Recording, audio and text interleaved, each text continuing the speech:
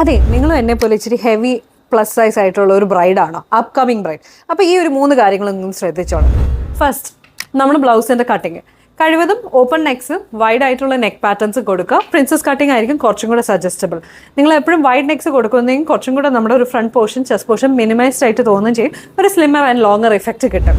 Second, hand works. നമ്മൾ ഇതിൽ കൊടുക്കുന്ന ഹാൻഡ് വർക്ക്സ് എപ്പോഴും സ്ലീവിൻ്റെ പോർഷനിലോട്ട് ഹെവി ഡീറ്റെയിലിംഗ് ആയിട്ടുള്ള രീതിയും ബട്ട് എന്താ പറയുക, നെക്കിൻ്റെ ഏരിയയിലോട്ട് വരുമ്പോൾ സിമ്പിൾ ആൻഡ് എലിഗൻ്റ് ആയിട്ടുള്ള ഹാൻഡ് വർക്ക് കൊടുക്കാൻ ശ്രദ്ധിക്കുക. തേർഡ് ആൻഡ് മെയിൻ ഫാക്ടർ, നമ്മൾ യൂസ് ചെയ്യുന്ന അണ്ടർ ഗാർമെൻറ്റ്സ്. നിങ്ങളൊരു ഹെവി ബസ്റ്റഡ് ആയിട്ടുള്ള ഒരാളാണെങ്കിൽ കഴിവതും നല്ല പ്രോപ്പർ സപ്പോർട്ട് തരുന്ന മിനിമൈസർ ബ്രായോ അല്ലെങ്കിൽ പുഷപ്പ് ബ്രാസ് ഉപയോഗിക്കാൻ നോക്കുക. നിങ്ങൾ ബ്ലൗസ് സ്റ്റിച്ച് ചെയ്യുമ്പോൾ അതിനകത്ത് പാഡ് വെക്കാതിരിക്കുന്നതായിരിക്കും നല്ലത്.